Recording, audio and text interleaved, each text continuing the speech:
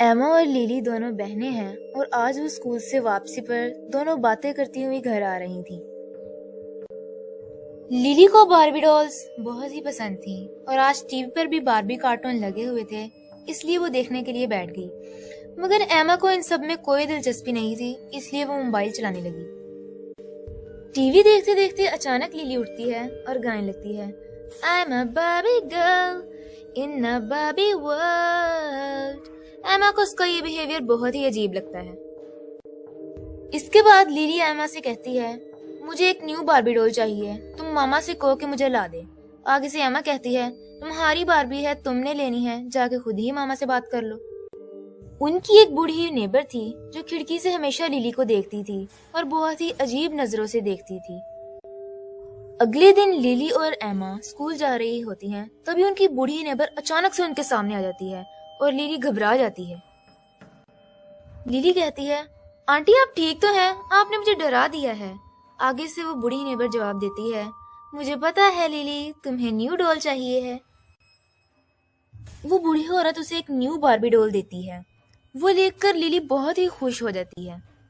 एमा को ये सब देखकर बहुत ही अजीब लगता है और वो लिली से कहती है, लिली तुम्हें किसी से ऐसे डॉल नहीं लेने चाहिए थे बगैर मम्मा की परमिशन के। लिली इन सब बातों को इग्नोर कर देती है और उस डॉल को स्कूल लेकर चली जाती है और सबको अपनी डॉल दिखाती है। इसके बाद लिली घर आ जाती है और उस डॉल को गौर से देखने लगती है। उसकी नीली आंखें, भूरे बाल और उसका गुलाबी गाउन उसे इतना पसंद आता है जैसे मानो वो उससे बातें कर रही हो। लिली अपनी डॉल को टेबल पर रखकर सो जाती है। लेकिन अगली सुबह जब लिली उठती है, वो देखती है कि उसकी डॉल टेबल पर नहीं बल्कि उसके साथ पड़ी है। लिली इस बात को इग्नोर करती है और सोचती है कि शायद ये मेरा वहम होगा। एक दिन जब लिली अपनी डॉल के साथ खेल रही होती है, तो एक अजीब चीज होती है। उसकी डॉल आगे से लिली को जवाब देती है। ये देखकर लिली बहुत ही खुश हो जाती है और वो दिली दिल में सोचती है कि मेरी डॉल कितनी यूनिक है, वो बातें करती है। लिली फौरन ये बात एमा को बताती है, मगर एमा आगे से कहती है, लिली तुम अच्छा मजाक कर लेती हो। ऐसे ही दिन गुजरते रहते हैं और लिली का उसकी डॉल से बातें करना और भी बढ़ जाता है। अब एमा ये बात नोट कर लेती है। एमा लिली के पास जाती है और उसे कहती है, लिली ये तुम क्या कर रही हो? फेंक दो इस डॉल को, तुम कितना अजीब बिहेव कर रही हो। आगे से लिली बहुत ही अजीब तरीके से जवाब देती है, मैंने तो तुम्हें कहा था ना एमा कि ये मेरे से बातें करती है, अब हमें खेलने दो, जाओ यहाँ से। एमा कहती है, जाओ तुम्हें जो करना है करो, और वो वहां से चली जाती है। एक दिन जब एमा लिली के कमरे के पास से गुजर रही होती है, तब वो खुद अपनी आंखों से देख लेती है वो डॉल उससे बातें कर रही होती है। ये देखकर एमा काफी डर जाती है। लिली अपनी डॉल से बातें करते करते घर से बाहर निकल जाती है और एमा भी उसका पीछा करने लगती है। लिली आगे जाकर एक ब्रिज के पास रुकती है। वो छलांग मारने ही लगती है कि एमा उसे बचा लेती है। लिली की आंख हॉस्पिटल में खुलती है। उसके माँ बाप और उसकी बहन सब बहुत ही घबराए होते हैं। डॉक्टर लिली से पूछता है कि तुमने ऐसा क्यों किया। लिली कहती है कि मुझसे ये सब करने को उस डॉल ने कहा था। एमा ये सब सुनकर काफी गुस्सा हो जाती है। एमा अगले दिन उस नेबर के घर जाती है क्योंकि उसी ने ये डॉल लिली को दी थी। वो गुस्से से उस नेबर से कहती है कि तुमने ये डॉल मेरी बहन को क्यों दी, सच सच बताओ क्या बात है। आगे से वो बूढ़ी नेबर जवाब देती है कि ये डॉल मेरी पोती के पास थी और उसके साथ भी ये सब कुछ होता था। एमा ने ये सुनकर शुक्र अदा किया क्योंकि वो डॉल पानी में गिर चुकी थी। अब सब कुछ ठीक होने लगा था। कुछ दिन बाद जब एमा अपने स्कूल में थी तो उसने वही डॉल किसी और लड़की के हाथ में देखी। तो ये थी व्यूअर्स आज की कहानी। अगर कहानी पसंद आई हो तो चैनल को लाइक और सब्सक्राइब करना ना भूलें। मेरा नाम इकरा है। मैं अपने पेरेंट्स की एक ही बेटी हूँ। मेरे पेरेंट्स मुझसे बहुत ही प्यार करते हैं और मेरी हर छोटी से छोटी चीज का ख्याल रखते हैं। टॉयज ला कर देते हैं, हर वो चीज जिससे मुझे खुशी मिलती है।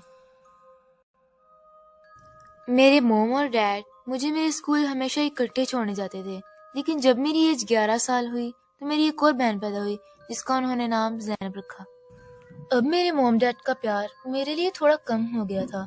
ऐसा मुझे लगता था क्योंकि मेरी मॉम डैड दोनों ही मुझे स्कूल ड्रॉप करने जाते थे, मगर जब से ज़ैनब पैदा हुई थी उन्होंने मुझे स्कूल ड्रॉप करना छोड़ दिया था।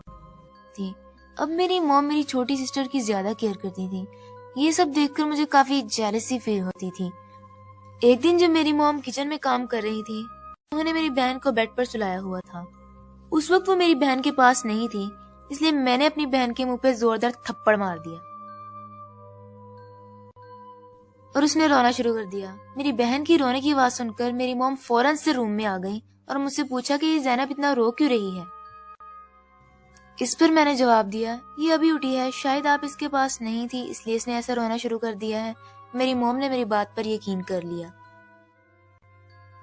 और मेरी बहन को दोबारा से चुप कराने के लिए उसे बहलाना शुरू कर दिया।